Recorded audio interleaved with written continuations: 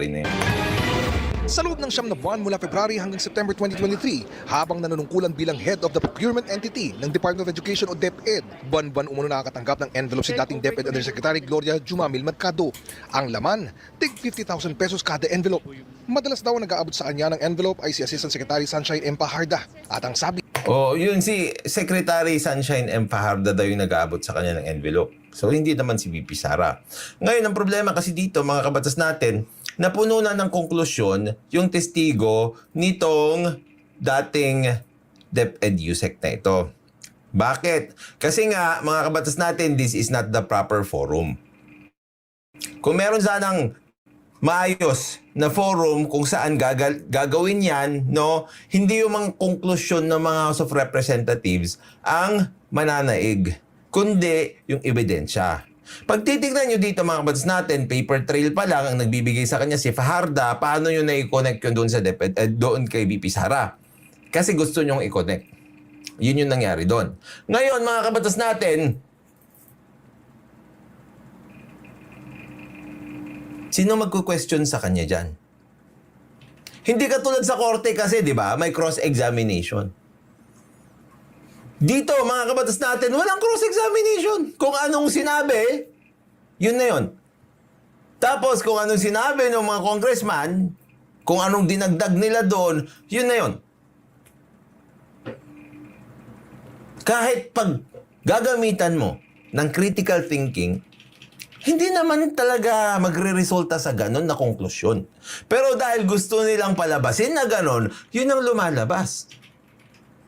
Bakit? Kasi this is not the proper forum. O narrative building lang. Tama. galing daw ito kay Vice President Sara Duterte. Sa gitna ng pagdinig, inilabas Di ba galing sa kanya pero ang nagabot si Fajarda. niya ang mga sobre. Ang sakit naman noon, ordinaryo lang akong trabahante tapos inano ka ng Vice President. Kahit kailan ay hindi daw niya binuksan ang mga nasabing envelope nung nanunungkulan pa siya sa DepEd. Nang O kahit kailan daw hindi niya binuksan yun nung nanunungkulan pa siya sa DepEd. Pero kinuha mo. Sa batas, no, meron tayong tinatawag na delivery. Di ba?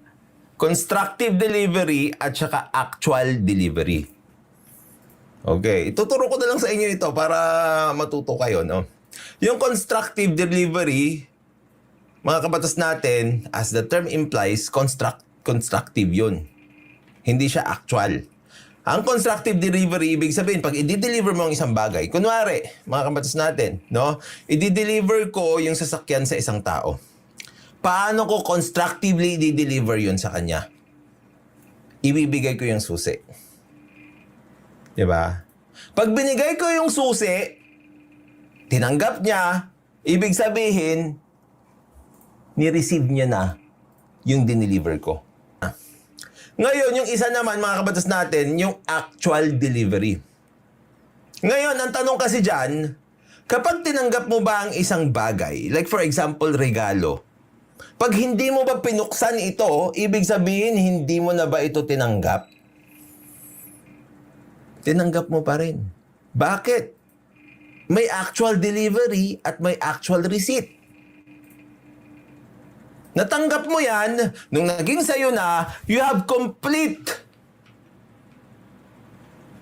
dominion or control over such property.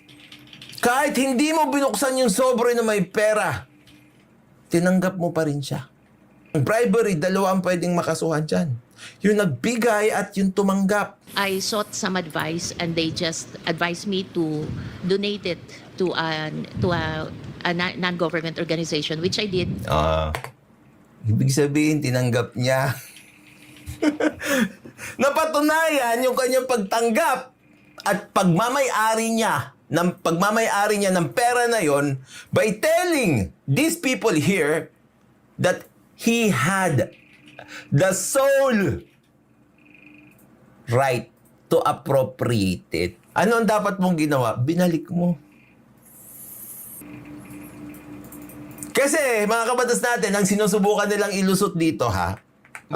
Ayon kay Mercado, kahit kailan ay hindi daw niya binuksan ang mga nasabing envelope nung nanunungkulan pa siya sa DepEd. Nang magretiro na, I sought some advice and they just advised me to donate it to a non-government organization, which I did. So ang ginawa niya daw, mga kabatas natin, para makaiwas, hindi niya binuksan. Nung nasa gobyerno pa siya. Pero, binuksan niya rin eventually nung wala na siya sa gobyerno.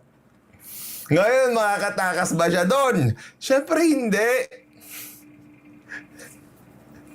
Nasa posisyon ka nung nangyari yun eh. Ayon sa batas din natin, siyempre, no?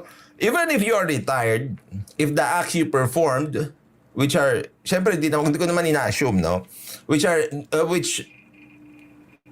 may be illegal in nature, you can still be prosecuted even if you already resigned or you don't actually belong in public service anymore. Kasi, kailan mo ba tinanggap? Tinanggap mo nung nandoon ka sa posisyon. Tinanggap mo kasi hindi mo binalik eh. Actually, inappropriate mo pa. Nung dinonate mo yon sa isang non-government agency, ikaw yung donor. Oh, let's And that's the go. only time that I opened those envelopes in front of the people that I was donating it. And it was 50,000 per envelope. The reason Oh, di ba? Binigyan ka ng regalo, nakabalot. Inabot sa'yo, kinuha mo.